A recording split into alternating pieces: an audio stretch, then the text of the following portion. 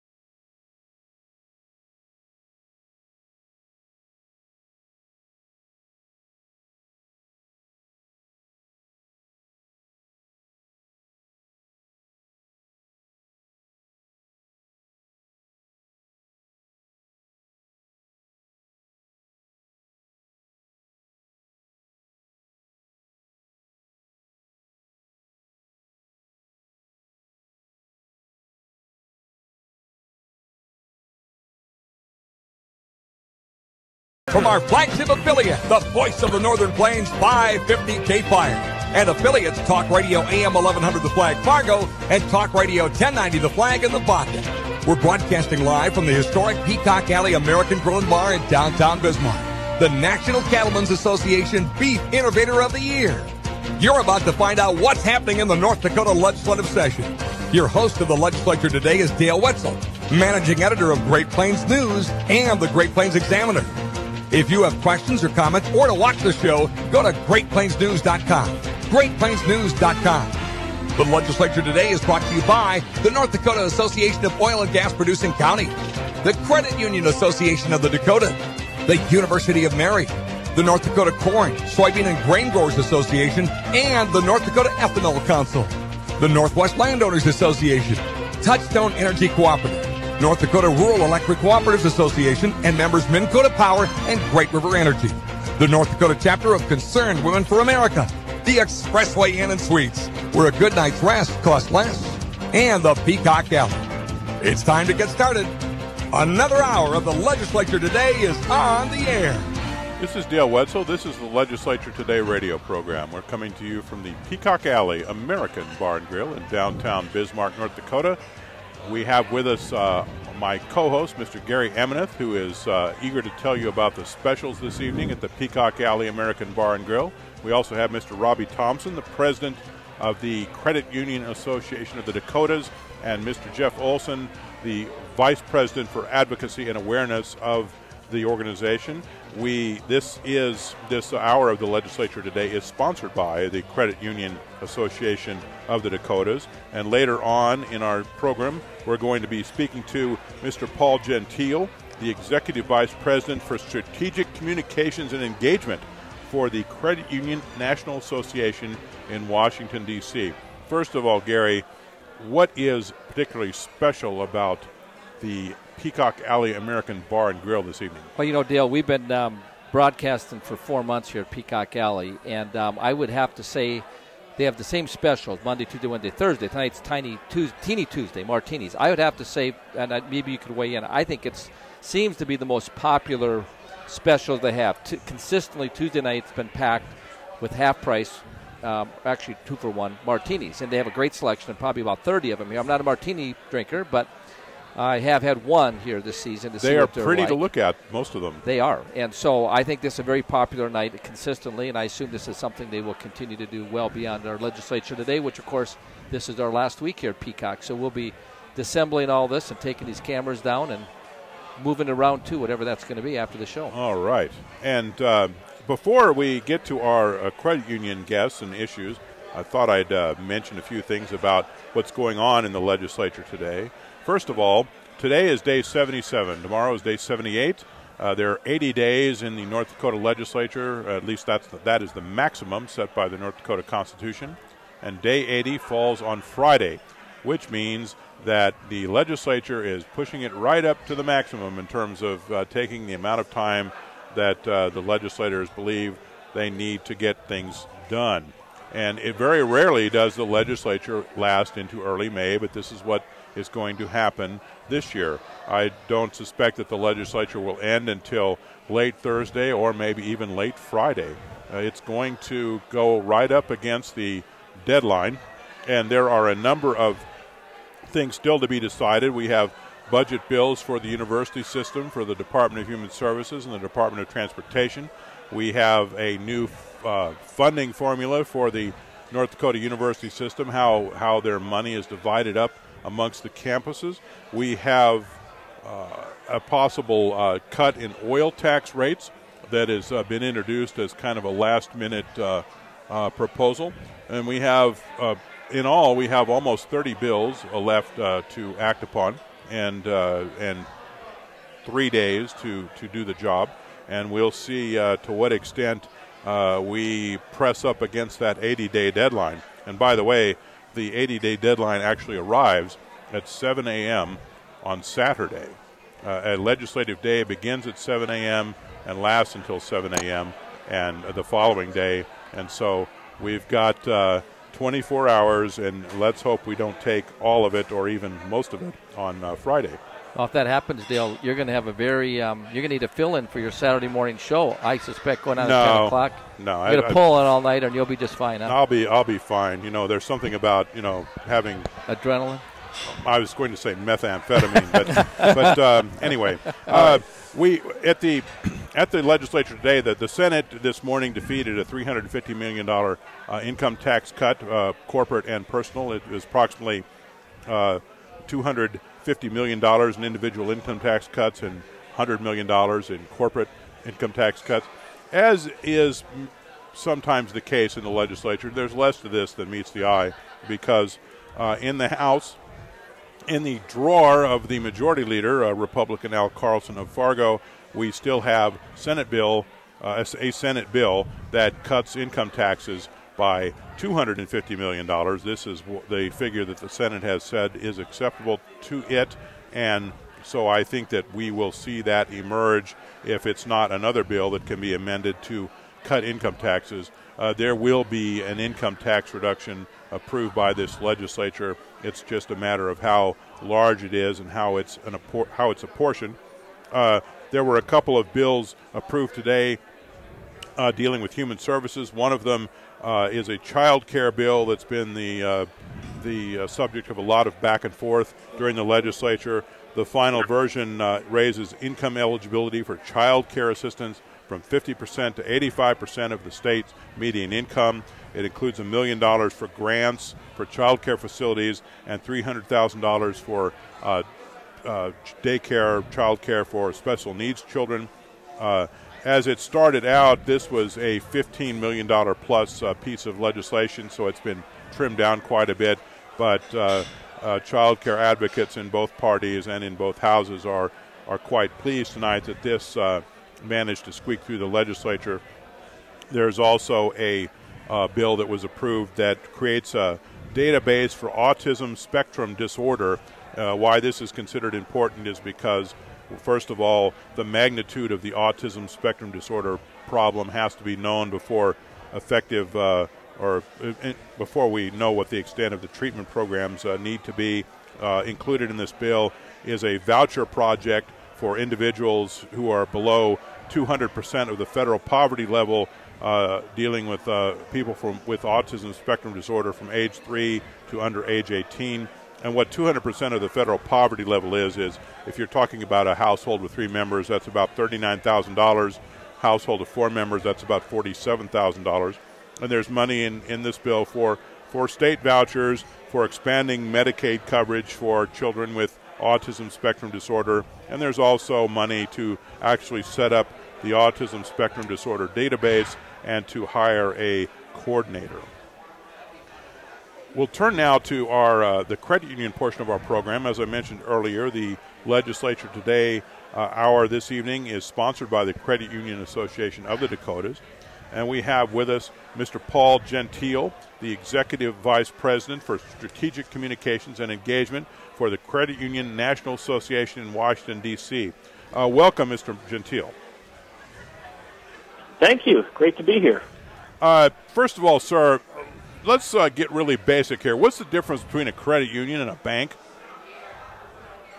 Well, if you want the real basics, we're the good guys. The real basics are credit unions are not-for-profit financial cooperatives. So that means we're member-directed, and we have no outside shareholders to please, unlike the banks. And really, the sole purpose of a credit union is for the lending and savings needs of its members.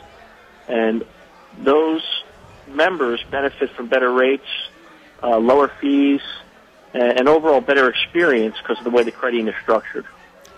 Can you tell me, what is the Credit Union National Association and what is its purpose?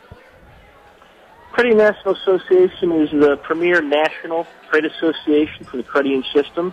There are 7,000 credit unions spread across the United States of America. We have about $1 trillion in assets. And the Credit Union National Association, known as CUNA, represents those credit unions, advocating for them in a number of ways, on Capitol Hill, with regulators, obviously with consumers, with the media, and really spreading the word of credit unions and making sure credit unions are the best operating environment they can have to be successful. And what sort of national issues are important to credit unions out in D.C. where you are? Well, it's an interesting time in Washington, D.C. As you know, the federal government is looking at tax code reform. They're looking at raising revenues. You're hearing a lot of things on the table that, you've never heard on the table before. Entitlement programs, basically tax preferences as well. So credit unions being tax exempt, we certainly are here at CUNA being vigilant to ensure that our tax exemption is protected. So it is one of our top issues here in D.C., and we think the best way to protect that exemption is to continue to tell the story of credit unions so the members understand the value, and at any time, if need be, the members would proactively contact their lawmakers and advocate for maintaining the tax exemption. You mentioned that credit unions are tax exempt. Exempt from which tax, and why are they tax exempt? What's the justification for that? Well, it's a good question. We're not exempt from all taxes. Obviously, we pay payroll taxes, real estate taxes, sales taxes, depending on the charter. We're exempt from federal income tax. Our exemption stems from our structure as member-directed, member-owned financial institutions, and we have a congressional mandate to, support provincial purposes and to promote thrift. And basically, credit unions have done that for over 100 years. We've done it well. Financial literacy is our core mission, and so we fulfill that congressional mandate every day all throughout the country. How do you go about promoting thrift? It's by giving the members a good deal and making sure they understand the financial products they're getting involved with and making sure those financial products are the best for the member. This country went through a very difficult time the last 5 years, stemming a lot from people getting into mortgages they could not afford, from people taking out too much equity in their homes.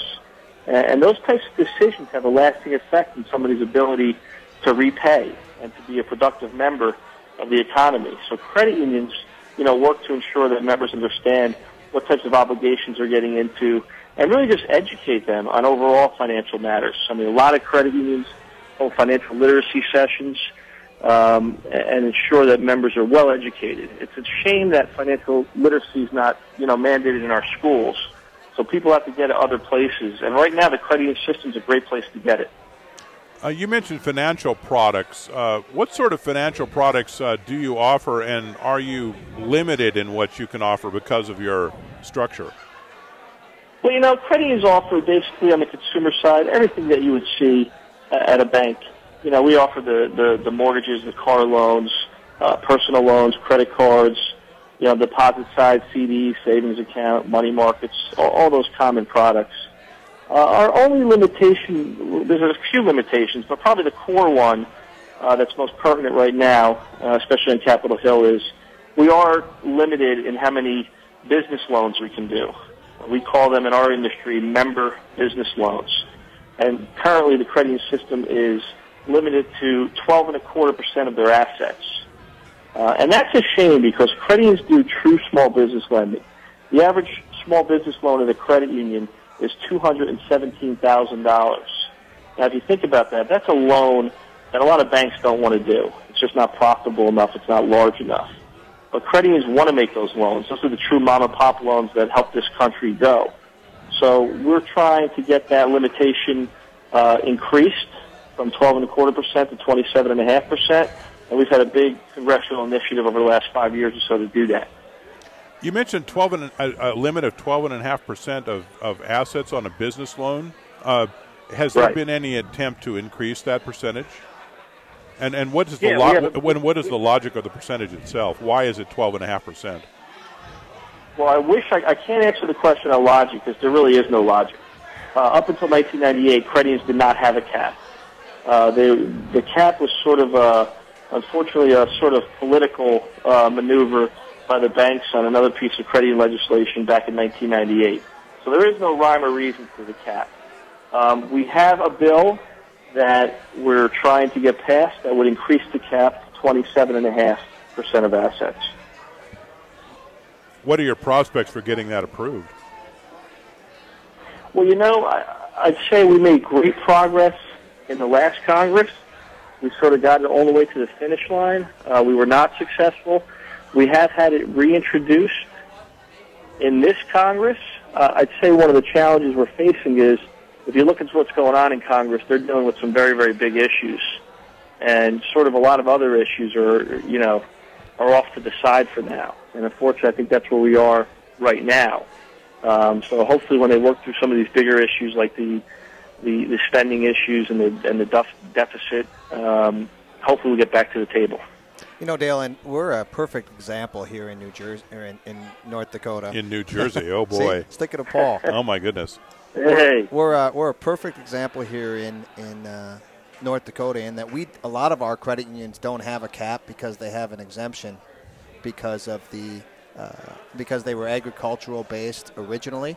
So about a third of our loans in North Dakota, and many credit unions are at 40, 50, 60% of their assets in member business lending. Yet our delinquency ratio is at the end of 2012 is less than 1 basis point. So we give responsible loans. We've shown, I mean, if people would look at and lend the way that we have in North Dakota, it's no reason it can't be done in California or New Mexico or any other state. So, you know, the argument that if the cap was raised, we would make bad loans just doesn't work. Well, I was surprised by this 12.5% limit. I mean, doesn't that really limit, frankly, your ability to make income?